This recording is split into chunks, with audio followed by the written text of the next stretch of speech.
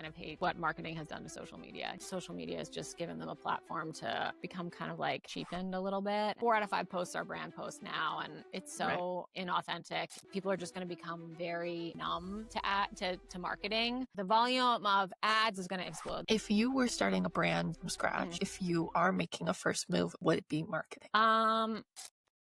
Welcome to or welcome back to Founders in Jeans. I'm your host, Emily Jean. And before we get into the episode, I just want to say a huge thank you so much for listening to my podcast. It means the world to me. It is a really special project to me. It's very close to my heart. And yeah, before you get into the episode, I just wanted to come on here and say thank you so much. I also wanted to say that if you enjoy the show, feel free to leave a review on Spotify or Apple, wherever you're listening to this, and also to follow us. You can follow us on Spotify, of course. You can follow us on Instagram at Founders in Jeans. You can also find me on Instagram at emily.jeans, or you can look me up on LinkedIn. I'm always happy to connect with people on there, and I have a lot of good conversations from listeners. Also, you can always leave a bad review for us. I'm totally fine with that. And in fact, I think that's exciting. I would love to know what we can do to improve. So you can also leave comments below and let me know what you enjoyed, what you didn't enjoy. I actually do read every single one. We also have a newsletter that comes out once a week, so you can get all the updates from us. We also put in some weekly business and marketing updates in there, as well as some personal notes from me. You can subscribe to that on my LinkedIn, also through the Instagram, and in the show notes below. Anyways, that is all from me. I'm so excited for you to listen to this episode. I hope it's a good one, and I'll chat to you soon. Bye. Okay, Amy Winner of Wheels Up Collective. Welcome to the podcast. How are you doing today? Thank you so much. It's great to be here, Emily. We are it's bright and sunny in South Carolina, and glad to be here. Thank you. I love South Carolina, by the way. I'm typically go to North Carolina, but I passed through South Carolina quite a few times, and I think it's an underrated state. It's amazing. It is. It's like a little sleepy, small town feel. I love it. Yes, exactly. Well, for people that don't know you, why don't you introduce yourself? Sure. I am the co-founder of Wheels Up Collective, which is a boutique marketing agency that helps companies grow. We specialize in early stage tech startups mostly, or small and medium enterprise tech companies that just need extra bandwidth. And my co-founder and I, during COVID, got the gang back together. We found our favorite people who we had ever worked with, the best marketers that we knew, and started the agency. And it's been a pretty fun ride ever since. Great. And so I know, I have in my notes here that you started out as a farm girl and now you are running a marketing agency. So walk me through, what is the story arc there?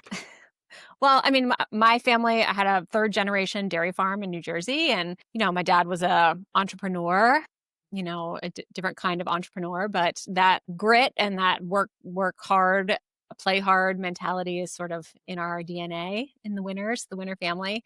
And so he always joked that he thought I would start a business sometime or be in charge of something at some point. And it took a little while. I worked in-house at a lot of different companies. I moved to Seattle when I was about 30 and kind of jumped headfirst into the tech startup space and just really kind of found my niche there. It moves really quickly. The problems are changing every day. It's a super interesting space to be constantly reinventing marketing and reinventing what you're working on. And it just kind of clicked. And so when I moved back to the East Coast in 2018, it just kind of fell in my lap. Things just kind of happened. I feel like this agency was sort of like put in our lap by the universe, and it's been a fun ride ever since. So that's great. And I wanted to ask, where in New Jersey did you grow up?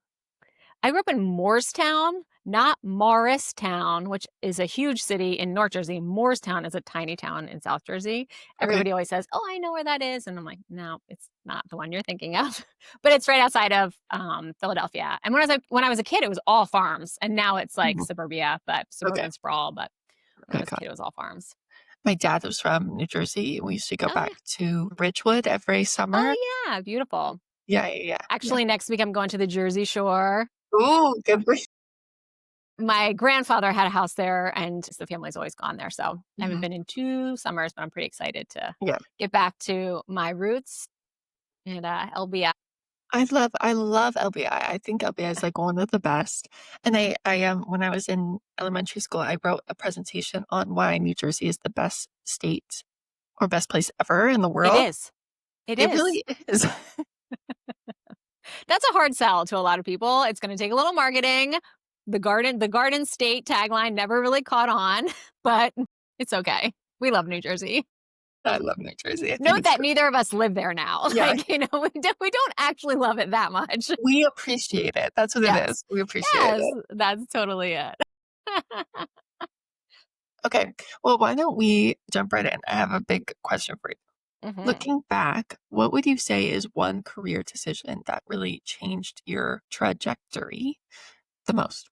Yeah, I think, like, moving to Seattle was and, like, getting into the startup scene because I had worked at, smaller companies. I worked at big agencies. I cut my teeth at an agency in New York City, and then I worked at a smaller manufacturing company actually for 8 or 10 years. But when I moved to Seattle and kind of found my spot in the startup world, I think that I just learned so much that the industry is constantly changing space, the B2B tech space in particular, I think really has embraced marketing technology and marketing data and has kind of been a little bit on like the bleeding edge of that and has been edgy with branding and has been edgy with, taking risks. And so it was a really wonderful little pond to find. The community of marketers is very, very tightly knit in that city. And everybody's like maybe 2 degrees of separation apart, Mhm, and so it's just a really good community to really develop your career and your network. Most of the clients that we have at Wheels Up are first degree contacts or people who we've worked at, who at least my co-founder and I have worked with through the years. And mhm, Seattle definitely did that. It's a great city. Not as mhm. great as New Jersey, but it's a great city. Yeah. Seattle is a good city. I feel Yeah, like everybody's moving there right now too. I think really. that's Yeah. I mean, it's a good place to be. yeah. Speaking of clients, I know that Mhm. you help both startups and established companies grow. Can you walk me through a little bit what your approach differs, how it differs with different stages? Yeah, absolutely. So I think like when we're talking like really early stage, like a pre-series A, seed round, pre-series A, like that company just needs to find something to like grab onto. They need to Mm, find some kernel of success to kind of like build on, whether it's a really successful customer or a really, cutting edge technology. That's where you have to really find something to hone in on, and then just hustle your tush off. I think that bootstrapping at that stage is really valuable from a learning perspective. I think a lot of CEOs are in a hurry to outsource marketing, and it's founder CEOs, early founder CEOs are in a hurry to outsource marketing because they don't know it. But like if you really can hustle and meet your customers where they are and learn, like I think that's some of the most valuable intelligence for an early stage company. I think mhm. if you are post funding, it's all about micro testing. It's all about like how can you figure out what's working and iterate quickly and then throw a little money on it, and see if you can grow. And then for the mature companies, it's all about how do you build sustainable programs and sustainable infrastructures that can pass from generation to generation or, like team to team, because I think that those plans are much longer. You're going to be planning for 2 years, 3 years, and you really need like a robust backbone in place to be able to manage that transfer of knowledge and of power that's going to happen over those long term, planning cycles. I love that. I think that's a very simple and concise way of putting it. I really appreciate that. So, if you were starting a brand today from Mhm, scratch, mhm. what is the very first marketing move you'd make? And if you are making a first move, would it be marketing? I think it would really be that, like, getting as close to the customer as you can and Mhm, really, like, understanding what that persona is. And, I just spoke with a founder a couple weeks ago who is building a sales enablement AI tool. And, mhm, she has tried every marketing, and she's very, very early stage. She's a one person shop.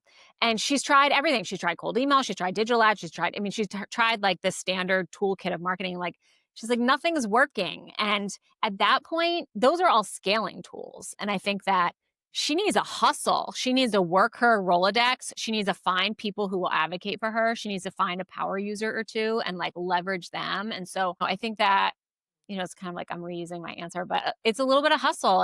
It's really like getting in the trenches and learning how you're valuable and how you're different, and then exploiting that and kind of like grabbing onto something that works and repeat, repeat, repeat, repeat. Mhm.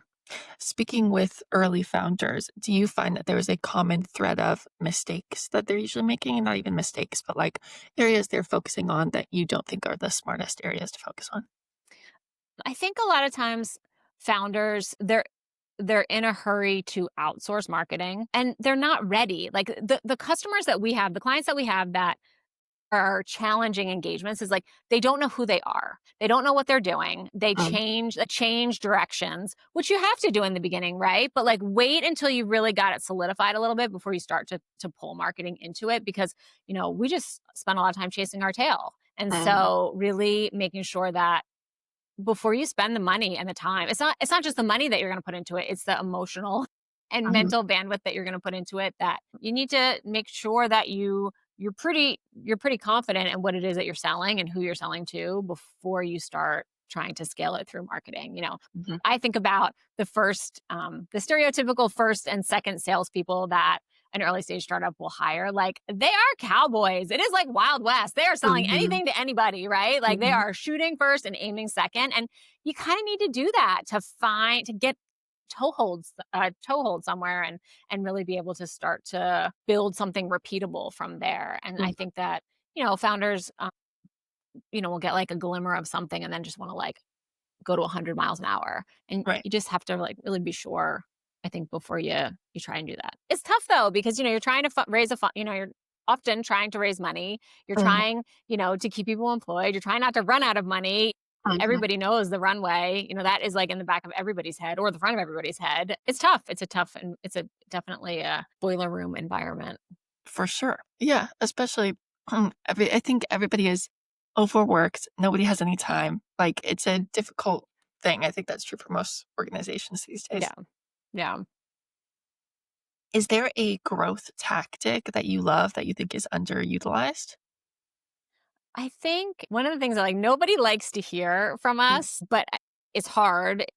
We joke it's like dragging people through the glass. You got to get in the data and you have to really understand it and you have to do postmorts after everything. Like really it's so easy, especially when you're in an early stage, to kind of like do something 98% of the way and then like you're on to the next thing instead of like finishing it, stopping, looking at what worked, actually learning from it, and then iterating. Everybody kind of feels like they have a gun to their head to move on to the next thing. And Right. there's so much value in learning what what worked and what didn't and building on that instead of just doing things. And so I think that's something that like we try pretty hard. A lot of our clients are in a hurry to automate everything. Oh, bless you. They want to automate as much as possible. I think that like that's tough because you're going to spend a lot of time and money Mhm. building the automation and you might be automating the wrong thing. So like it's not fun to get in and dig through like your CRM and really understand what the data is showing, but I think it's like time really really spent well.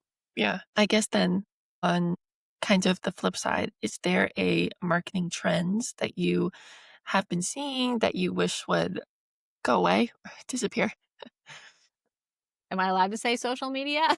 I think like, oh, I know that's like a controversial slash unpopular answer, but for like personal societal reasons, I kind of hate what marketing has done to social media. Like it was Yes. supposed to be where like you connected with your college friends to like see their kids, Mhm. and it Mhm. really 4 out of 5 posts are brand posts now, and it's Right. so like inauthentic and plasticky. And I think that it's also like spawned this community of influencers that have really like cheapened that role. Like the role of like an advocate or an influencer used to be really meaningful. It used to be Mhm. like those champions, and I think that social media has just given them a platform to, I don't know, like become kind of like cheapened a little bit. And I think Mhm. that it's a shame that marketing has, I mean, I understand why brands do it. So a lot of our brands do it, but Mhm. I don't know that social media is great for society. Yeah. at large. Well, I think most people can agree with that. I'm curious to hear from your perspective. Do you still think it is a effective form of marketing? Absolutely.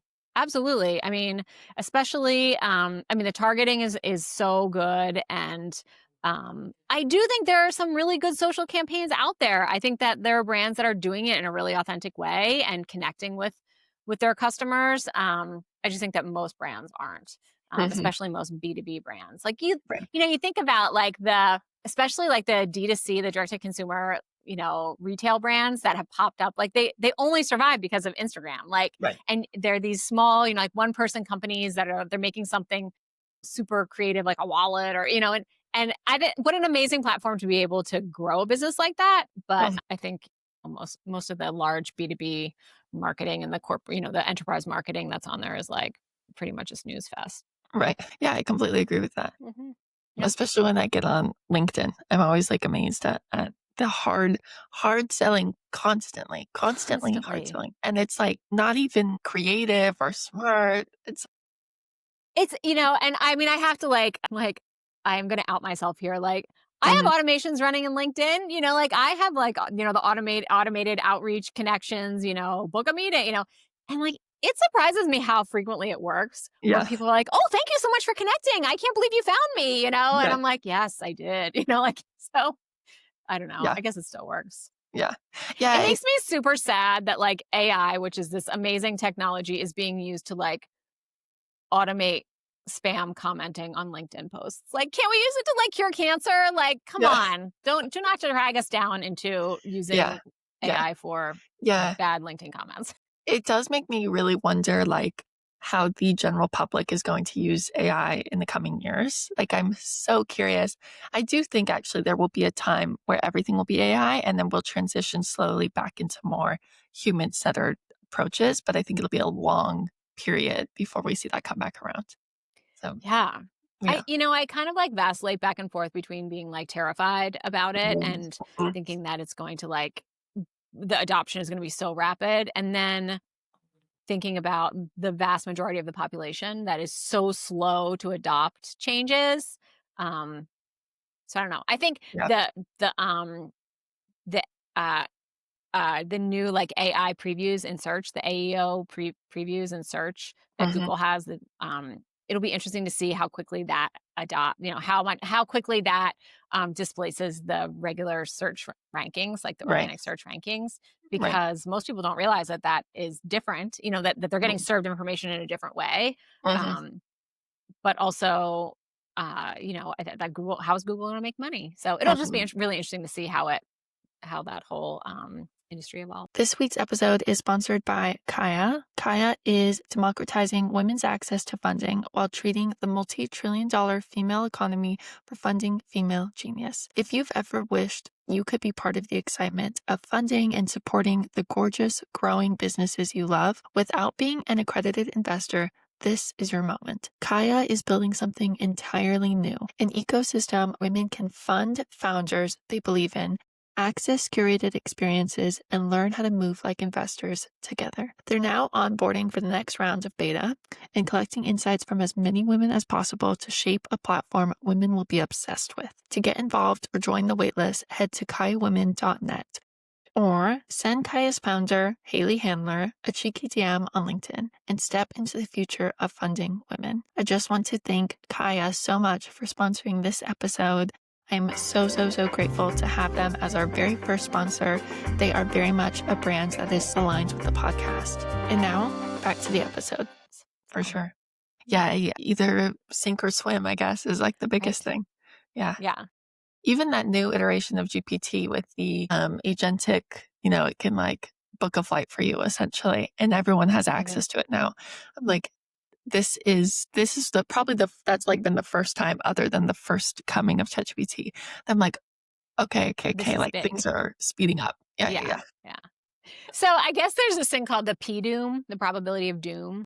Hmm, What probability do you believe that AI is going to like take over the world Terminator style? hmm, And mhm. so, you know, when they people in the industry, that's like a number that they use. And like sometimes my P doom is like 2. I think there's a 2% chance that, you know, the bots will take over. But then other days I'm like, oh, it's 100. Like it's Yeah. definitely like the world is going to end because of Yeah, AI. yeah, yeah, yeah. It's tomorrow Yes. Yeah. I don't know if I'll be here for it, but it's definitely going to end for sure. because of AI. For sure. Yeah. Yeah, it's, I saw the other day, I was listening to a podcast, they were talking about the different types of categories you can fall into in your kind of beliefs surrounding AI. And like you're Mhm. either an AI inevitabilist. So like you Mm, know it's inevitable and you either have a positive or a negative opinion on that, or you think it's a trend and yada yada yada. And I thought that was really interesting. They were talking about how it goes back to like caveman days and like people who accept the other and are like, this is inevitable, or like, no, no, oh, no, we it's need to protect inevitable, ourselves. Yeah. right? That's how I feel. I'm It is like, inevitable, right? Like it's there's already no here. avoiding it. Yeah. I know I'm finishing up my master's right now. I'm in my last year of my master's degree, and I had 2 professors last year who said no AI use whatsoever, and Mhm. then 2 professors who said, use AI ethically and kind of had some rules and regulations around that. Mhm. And then this semester I have the same professor, and now he's slowly implementing AI into his course. Mhm. But every single time he talks about AI, he has like probably 8 paragraphs before it about how unethical it is and the environmental concerns. Yeah. And I'm like, all of that is so valid, but it's like this, I Life hate to changing. say it, that's not going to change anyone's, if they Yeah. want to use it, it's not going to change anyone's opinion. It's inevitable. Yeah. Yeah. No, I think you're probably right.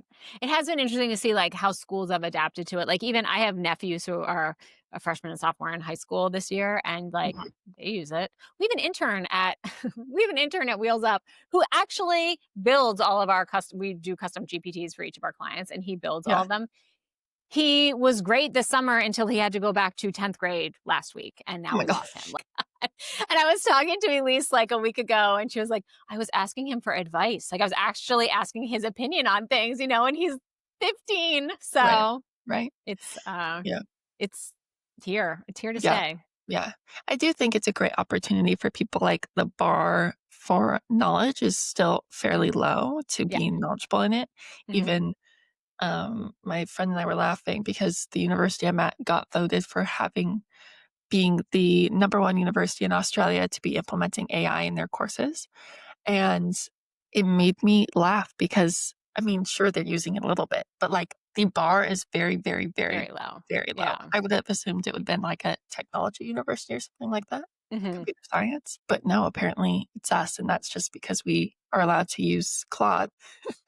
Well, I mean, it's interesting to think about how it's going to like upend the marketing industry for sure. Mhm, I think that agencies are going to look totally different in 3 to 5 years, and mhm, we're thinking a lot about that. Like, how do I stay ahead of that? How do I stay relevant? How do I help clients navigate? Because every one of our clients is asking us. They're coming to us with the AI tool du jour that they got a cold email about and saying, should we mhm, do this? Should we implement this? Is this can you do this? Can you spin this up for us? And I think that I hope there's going to be a space, especially in like the pond that we're in with smaller companies or that don't have a huge they're not gonna hire a prompt engineer. They're not gonna hire an AI engineer to set up all of their AI tools for the whole for marketing and other departments. mhm, But I hope there's still a place for marketing strategy to like drive the use of AI, mhm. at least in like the medium term. At least Yeah. until I want to retire. And then it can take over the world. Yeah, yeah, yeah. No worries. No worries. You'll be on the beach somewhere. It's not your problem. That's my plan. What is your opinion then? I want to ask really quickly. Did you hear about, I think it was Mark Zuckerberg, somebody said they want all Meta ads by next year to be completely AI run. So like Hmm. basically there's no human hand in it other than saying this is what we need and Yeah. this is who we're targeting. What's your opinion on that? I mean, I think it's gonna get better, but it's not gonna be more effective. I think Hmm. like the targeting is gonna get better because really like they're just A/B testing faster, right? Like AI can just A/B test faster and Yeah. hone it faster. But the thing that like keeps me awake at night with AI is that the volume is gonna explode. The volume of ads is gonna explode. The volume of emails is gonna explode. And people are already so, glazed over by it. I don't know how many cold emails you get you every day, but I get dozens and dozens, and it's gonna explode. It's gonna get to the point where I get hundreds of them every day, Right. and I think that people are just gonna become very numb to marketing when there's, like, an overproliferation of it. Hmm.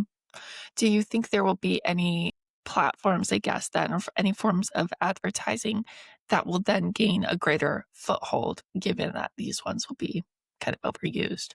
Well, it's funny because I'm on this big, like, Reddit kick lately for ads, Mhm. and I was thinking about it, like, what outperforms every other one of our ad platforms for our Mm. clients. And people say Reddit, like that's, like super nichey, and it's super Right. opinionated, but that's why it's authentic. That's why people trust what's on there. And I don't think Mhm. it's inundated with ads. I don't think it's inundated with brand messages. The ads aren't quite as marketing-y there, or people don't perceive them that way. Mhm. So they're effective. And especially with like the micro targeting that you can do in all the subreddits, like I think that it kind of goes back to like how marketing should be, where it's very personal and it's very relevant and it's very timely. And I think that that's probably like the only platform right now that is able to deliver that, because Right. it's still content. It's Right. still 100% user generated content that's Right. valuable. Now Yeah. maybe the AI bots will come in and it won't be, but Mhm. for now, Mhm. I think that's why it's effective for our clients. Plus, it's like so cheap. So, Yeah. you can run a lot of ads and still have a pretty good conversion rate. Interesting. I knew that you could run ads through Reddit, but I haven't really heard that much about it. I guess it's not that surprising given it's very community oriented. Hmm. So these are all paid ads you're running through Edit, right? They're like Mm. little display ads, yeah. Yeah. And we have found that like can't jump straight to. You have to market the funnel there. You can't jump Um, straight to like download this white paper, because that's like mhm. very jarring in a Yeah. Reddit forum. It has to be a lot of like awareness. It has to be a lot of like knowledge giving. Here's a blog post. Here's a, you have to give information that's relevant to the topic, and Mhm. people click on it. People click on it and they read it, and you need to hit them with that 3 or 4 or 5 times before then you start to serve landing pages to them with actual like, forms where you're asking them to give you their contact information. Interesting. Good to know.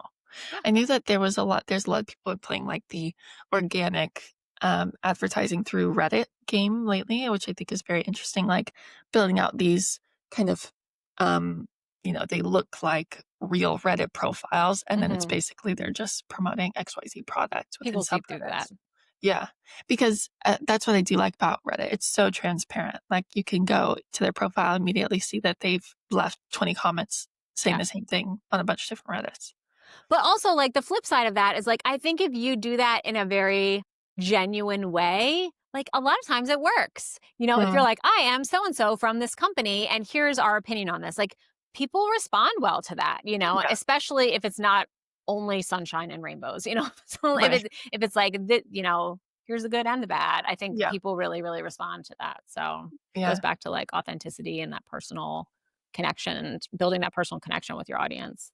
yeah, absolutely. It takes time Interesting. though, right? Like, that's kind Yeah, of like that bootstrapping that I was talking about, and the hustle that, you gotta get in the trenches and, like, spend the time doing that, I think, to really right, understand the right. problem that you're solving.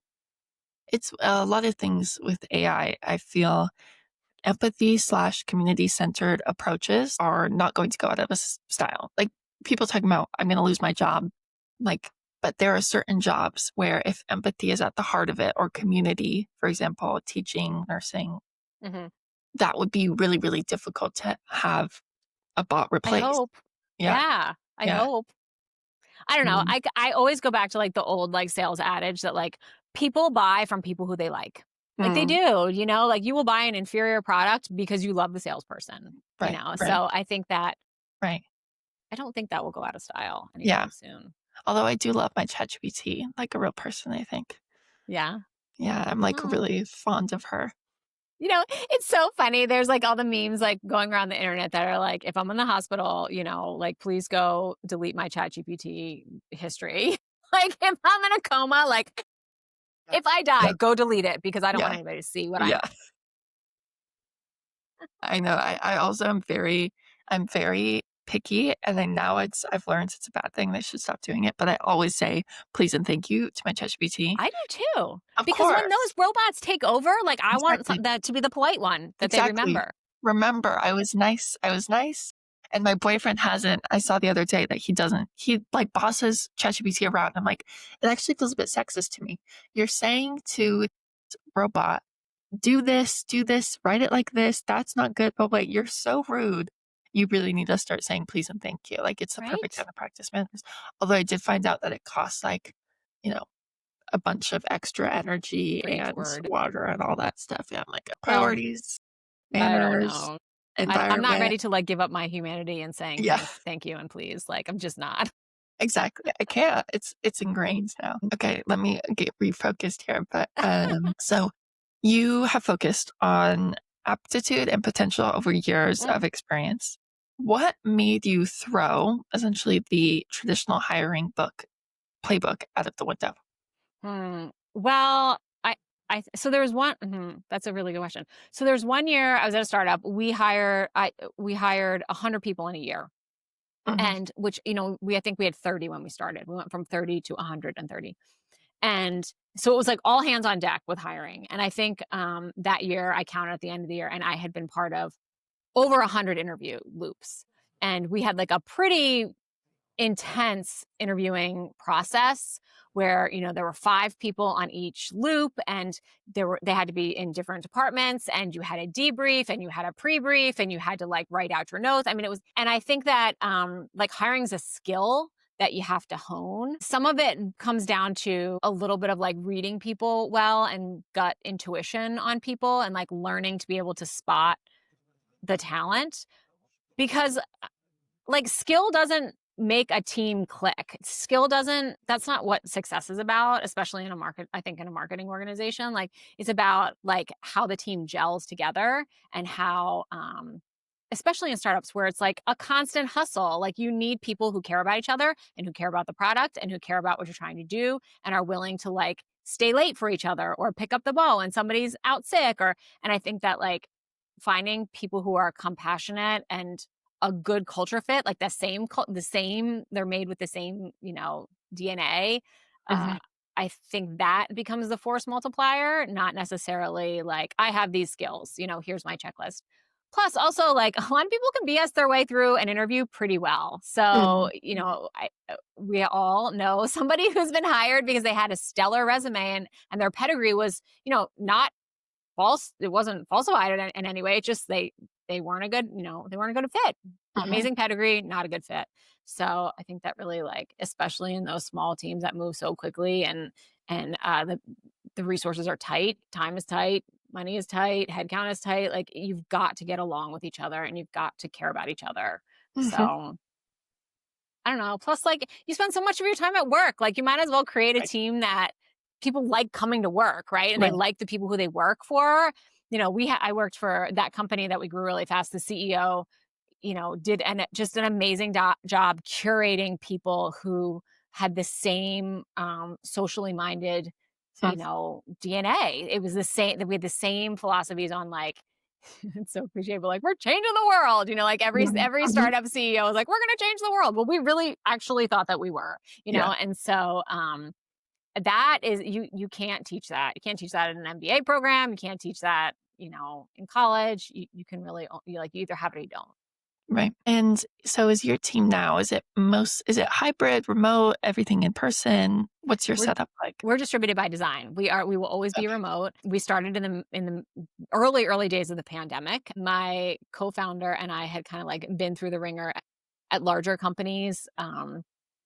Where it just was not like they were not treating people the way that like we wanted to be treated. And we were like, why are we doing this? Like this is dumb. Like you spend too much Mhm. of your life at work. It's not worth like the huge paycheck that we were both getting. And so, Yeah. we started during the pandemic and she and her husband took the year to travel around the country in like a travel trailer and, Mhm. or in a camper. And that's the kind of life we want to have. That's the kind of life we want to have for the people who work for us. There are amazing people who are fantastic at their jobs who don't want to sit at a desk from 9 to 5. Right. So build a digital infrastructure so that they can work anytime, anywhere. They can communicate seamlessly, accrue a team of people who, are good together, they're better together, that trust each other. And I think that I don't know, I don't miss any in-person meetings, like I Yeah. don't miss that. I don't think we're missing any magic because we're not in the office like bumping into each other at the water cooler. A lot of the Right. companies are like rushing back to work now or pushing back to the office now. Like they Hmm. say, "Oh, so much magic happens, in the kitchen." And I don't know, we hop on Slack. Like we have enough silly like threads in Slack that are, you know, causing, or sort of provoking fun interactions and Hmm. I don't know. I don't miss it at all. But most of us have worked together before too, so I think that Okay. really helps. I Yeah. think that Yeah. that that helped Changes. Yeah. the Yeah. culture, yeah. Yeah. Yeah, I agree. I've had positions where I've worked fully remotely and also where I've worked in a hybrid model and then also was completely in office. And I do think the obsession now with people going back to in office, I don't know if it's like people are romanticizing it, but I was like, I think one, I am frankly way less productive in the office. And I know not everybody is the same way, but for me, it's like I'm like chatting to my coworkers for most of the day and I'm like, it just doesn't work as well for me, but everybody's different.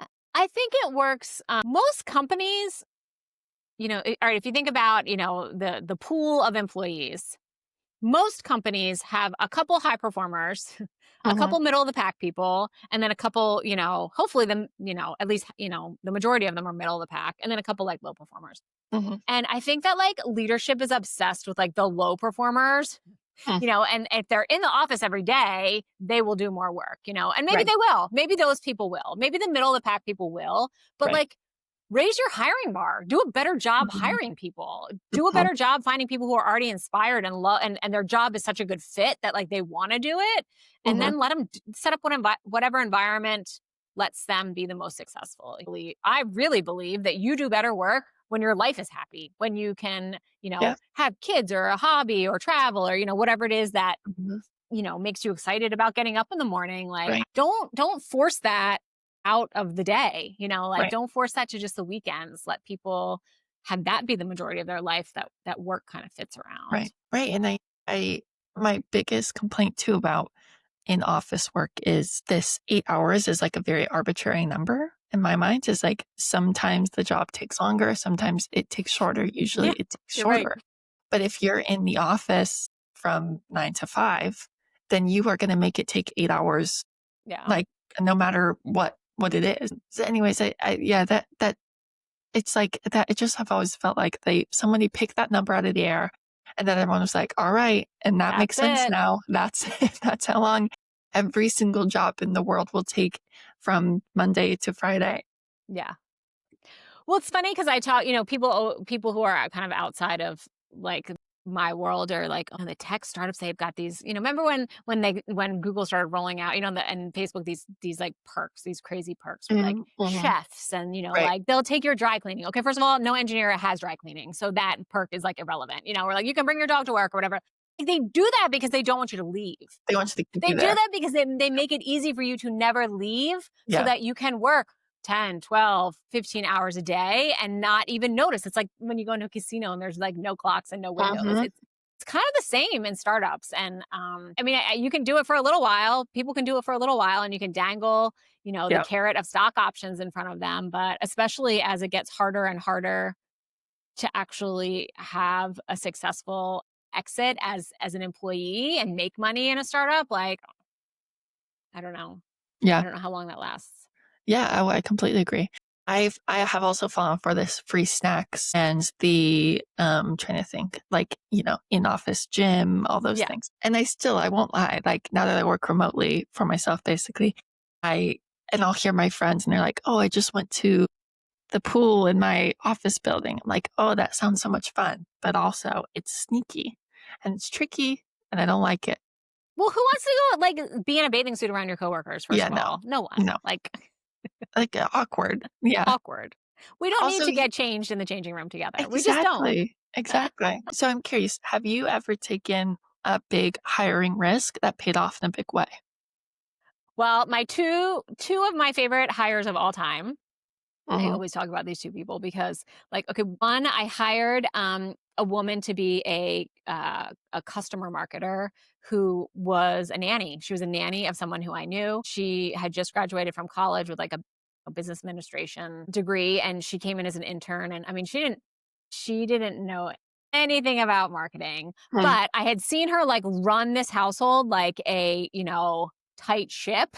I was like, okay, that family is pretty chaotic. And those kids are incredibly polite.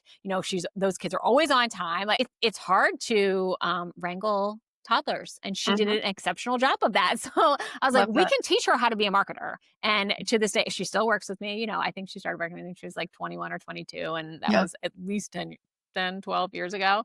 Yeah. 15 years ago, maybe. And then the other hire, I hired using community health development. He worked for hospitals in like community outreach. Mm, Um, and I hired him to be an events manager, and he had never been to a trade show. He'd never been to an event, mm, like a marketing event. mm. But gosh, he just had that like warm personality that like was instantly likable. Instantly Yeah. likable. And I was like, Yeah. you're going to be able to sweet talk people in a booth. You are going to be able to like get to the front of the line of Freeman. And when you don't have your bill of lading, like, and you don't have the right paperwork to get your booth picked out, like, like he could just sweet talk his way out of anything. Not Yeah. not in like a slimy way, just Yeah. he was just kind and like genuine and sincere. And he's a heck of a marketer. He still works with us too, actually. So I love they're like that. two of my favorite people, my dearest friends too. Like they're just really good people, Mm, but didn't know a whole lot about marketing when I hired them. And mm, people were like, "Are you sure? Are you sure you want to hire these?" And like the CMO in both of those cases was like, "Okay, I don't know how I'm going to sell this to the CEO of the company. Like they don't have any marketing background, And I'm mhm. like, I'm willing to like go out on a ledge for them. Like Yeah. I think these are good hires, and Yeah. and they were. But also like one of my things is like that only works if you're going to mentor them and manage them. And I Mm, think a lot of times like people want to climb the ladder and they want to be a manager, they want to be a director, they want to be a VP, and like they forget like there's so much responsibility that comes with that, right? Like you're right. not just getting a bigger paycheck. You are developing your team. You're in charge of Mhm. developing your team, and I think that like managers need to manage. Managers need to spend the majority of their time developing talent, not Right. just hiring people and then, you know, Delegating. Yeah. delegating. Figure it out. Totally. Yeah. Yeah. I completely agree. Well, I wanna know, do you have one piece of advice for leaders who want to build teams that actually last? Do not lower the bar.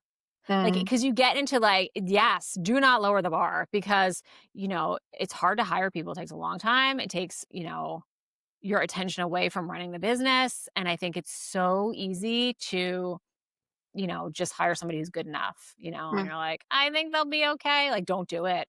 Or this person's cheaper, don't do it. Like, your talent is the most important thing in the company. Like, do not lower the bar. And, yeah. we used to have like this like saying at one of the companies that I was at was like, is this person a bar raiser? Is this person Mm, better than average in the company? And if they aren't, do not hire them. Do not hire anybody that's below average, interesting. because you're just going to drive, you're just diluting the team. I like that. I never heard that before, but that's very direct and to the point. I think that's a Mhm. great piece of advice. Thanks. So I have questions. Sorry. I'm looking here to see where I'm going next. Okay. Speaking of AI and how the future is a bit uncertain, how do you keep teams motivated when the future feels uncertain?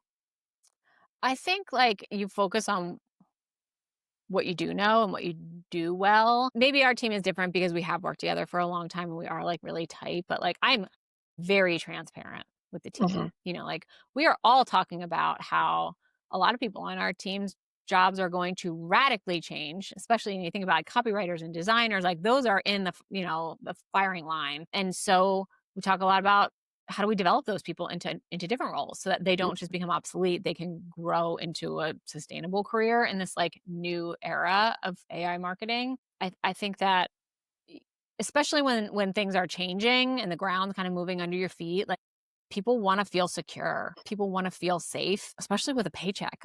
Like that's Right. terrifying, right? Right. Like so I think that again, having a dose of humanity is it's good for everybody. It's you get a better handle on what they're thinking. You get a better handle. There are less surprises all around. So I think like kind of, circling the wagons and staying close with people and then managing your team, Mm, a little bit with some compassion and empathy, I think is it's gonna it'll get you through it. I mean, we had 2 years ago, 2022. I think it was 2022, like, it was a rough year for us, like, we had the whole tech recession, remember when it mm, was like, every day, the New York Times had another article about, like, Facebook lays off 8,000 people, like, Salesforce lays off 10,000 people, and luckily, it didn't percolate down into, like, the larger economy, it was mostly limited to tech companies, but, we lost half of our business in mm, a couple months, and we're not huge, so that's kind of hard to swallow, and, we battened down the hatches and we pulled our core team members in close and we all kind of talked about, okay, this is where we're going to cut. This is how we're going to stay afloat. This is how we're going to make sure we don't lose the customers that we do have. And we got through it. We didn't have to lay anybody off.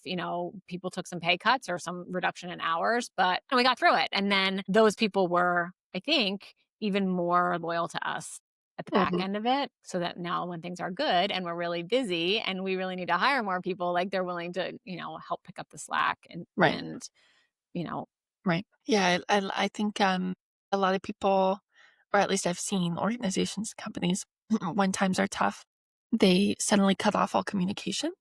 I that's think the because they worst thing don't you want can do. people out. Yeah, and, like, I think honesty is the absolute most important thing at that time. I think that, like, I'm gonna go a step further and say, like, it is cruel to do that. Like, it is Mm, not ethical to do that. People are worried. It's their income. How are they gonna pay their mortgages? How are they gonna, like, put food on their table for their kids? right. I think that leadership has a responsibility to take care of the people who work for them. Mhm. And, like, I can tell you, everybody already knows there's a crisis. Like, Yeah, yeah, if something bad, like, they already know. yeah, By cutting off communication, you're not, like, keeping it from them. Like, yeah, they already know, and if they don't know what's happening, they're gonna fill in the blanks on their own, and, right, like, that never ends well. right. Yeah. I don't know. Amy, I don't wanna take up too much more of your time, so I wanna ask you some rapid fires, and then we'll Mm, wrap up. But, okay, I I have some good ones for you. I'm very long-winded, so we'll see how this goes. Okay, no worries. You can be as long-winded as you want. I find that rapid fire is more like not Not rapid fire. just slow fire. Okay, I kind of already asked you that. Is there one marketing buzzword that you're tired of hearing? I'll give you 3. Okay, love. So and these are all, like, startup-y ones, but, like, okay, I hate the "We're building the plane while we're flying it." Like, that gets said 10,000 times a day. Every time somebody says that, like, an angel investor loses its wings. Like, it really, like, stop saying that, please, okay? But I also, like, I think I hate it because it, like, resonates in my soul. Like, I can Mhm. visually picture, like a wheel falling off as you're Yeah. flying at 30,000 feet, yeah. The one that I think has gained traction lately, these aren't marketing terms, but they're just, like, things that drive me crazy, is, like, the juice isn't worth the squeeze. Ooh, I've not heard that one. That just I don't know. I don't like the mental picture that That's evokes, like, I don't creepy, like that. for sure. It's creepy, right? It is creepy. People say it all the time now. And then the other one is, like, people say this, like, I don't know if you've heard this, like, "Thing 1 is this, and thing 2 is that." And then they, like, refer to them as, like, thing 1 and thing 2, and you're like, "Just say the things." Like, don't label them as thing 1 and thing 2. Well, Like, what it are you, just Dr. Seuss? Yeah. exactly. Yeah. So, That's interesting. I've not heard that last one or the second one, but I believe you. well, now you probably will. I'm You're in gonna hear it all the Australia. It time. hasn't caught up yet. Come back to the States and, like, this is all you're gonna hear. It'll be like, "The kangaroo is not worth the squeeze," and I'll be like, "Heard that one. Overdone." Yeah. Oh my gosh, that's funny. Best piece of business advice you've ever received? Oh gosh. Well, I don't know if it's the best, but it sticks with me. So I had my very, very, very first SVP was a woman named Debbie Roush. I worked at a big ad agency called APL, and I remember I was on the Johnson and Johnson account, and I was going to my first client presentation, my first client meeting, and I had to put together these binders. This is how long ago it was. I had to put together like binders of this presentation we were going to go through, and this is so silly as I'm telling this, but like there are all these like you had to put like dividers in it. Like remember the old school dividers before you had Google Docs with like its built in, table of contents and tabs like when we used paper. And in the supply closet, there were like all these packages of like the dividers. And you know how like the little like tabs like line up along the top? Like, Mhm. well, there were all these like half packages of dividers. And so I like cobbled together a bunch of different like half packages because I was like trying to save money and like trying to be, like thrifty. And Mhm. she, the next morning, I was there super late that night, like doing it. And we come in the morning to get ready for it. And she like ripped into me and was like, this looks like a kindergarten, like science project. This is a, hundreds of millions of dollar client. Like you cannot do Mhm. this. And I was just like, you kind of have to, I think like that polish, that level of like taking everything very seriously when Mm. you're client facing, and it extends to customers too. When you're customer facing, like I think Mhm. that level of detail, being very detail oriented, I think it's important because it does reflect poorly on you when things aren't very very buttoned up. Yes. Yeah. So I like that. it That's not sticks a with me. typical piece of advice that I would hear either, but I can totally see how that's true. It's simple, right? But like it's Yeah, so easy to glaze over. totally. What is one skill every marketer should master? You got to sell. You got to be able to sell. You have to be Mhm. able to sell yourself. You have to be able to sell your plans. You have to be able to sell to the CEO. You have to be able to sell to the board. You have to be able to sell to your sales team. Like you have to be able to get in front of a group and understand what motivates them and change, be a little bit of a chameleon because pitching to your CEO is a lot different than going to like a QBR and our sales kickoff and like getting the sellers excited about whatever marketing you're doing because they Mhm. don't care. But Mhm. I think that you have to be able to sell. You can't Right. be somebody who sits in the corner and sends emails. Right. You got to be dynamic and get up and charismatic and you got to sell. Yeah. Love that. True. Which is funny because I went into marketing because I hate selling. So like would be a terrible salesperson, but I think that marketing is it's a workaround selling in a way. mhm, Like it's like yeah. you're selling, but you are doing it in the softest way possible, I guess. Hmm. Yeah. Yeah. Yeah, totally. Okay, my last question is, do you have a book or a course or resource or anything along those lines for people who want to make their own startup or budding founders slash entrepreneurs? I think a lot of the like for budding entrepreneurs, like, I think a lot of, like, the tech incubators have pretty good content that they put out, like, their blogs are pretty good. Um, I am a avid podcast listener, and I think that understanding culture and where it's going is really Mhm. important for an entrepreneur, even if you're not a a technology company. Um, so I think, like, mixing up your podcast rotation is pretty good. My favorite tech podcast, I plug them all the time, is, like, the Hard Fork podcast from the New York Times. Oh, okay. It's all That's about really cool to AI know. and the culture of AI and how it fits into society, and it's a little bit of, like, tech bros gossiping too, but, it is definitely it's once a week on Fridays, it's usually about an hour, and they're funny, first of all, but, Mhm. it has really done like a great job of helping me understand like the landscape of AI and how it's evolving. So whatever your industry is, like find those little specialized podcasts because they're out there for sure. I don't know. I hate to Um, read. Am I allowed to say that? Like I hate social media and I hate to read. no, I had a founder said this exact same thing on the podcast yesterday. Oops. I don't know. I read all day. Like I don't want to go like read a book or like read an article. I don't. Yeah. Mhm. So Yeah. I should, Fair but enough. right Yeah. now in my life, I don't. You Yeah. know. Everybody has their own different, Mhm. formats and things that work for them. Yeah.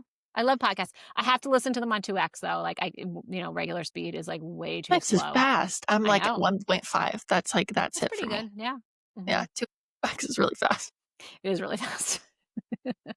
I feel like it's like Sudoku for your brain though. Like all these people say, like you have to do puzzles to keep your brain sharp. I think listening to podcasts on 2x, like it Yeah. keeps your brain sharp.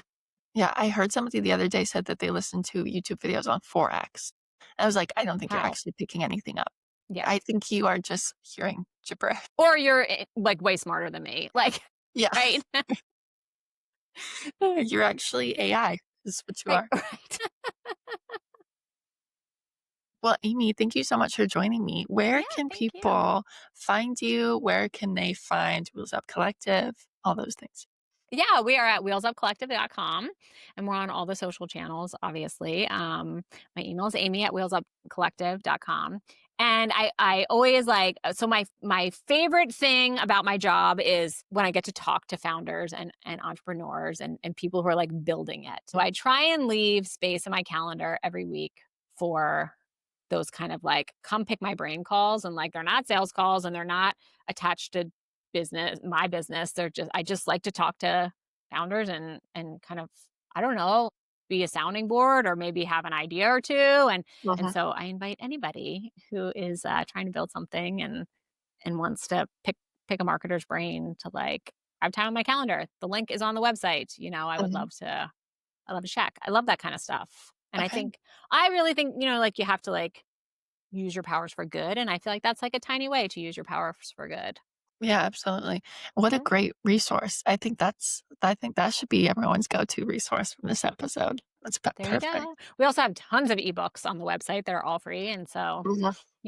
we try and it's funny because people always say like, why do you give away like we give away our plans, we give away all of our templates, like every one of our templates that we use, you can download on the Mhm. website. And because I think that a lot of companies like should do it themselves.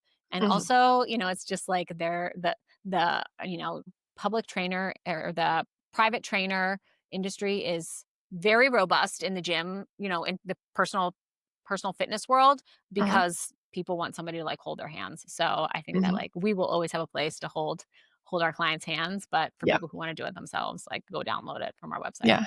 Yeah. I love that. That's great. What a good attitude to have. Thanks. Okay, well, thank you so much for joining me. This was a great episode. I'm so glad I got to chat to you. Yeah, thank you so much for having me. Of course, no problem. And that is a wrap.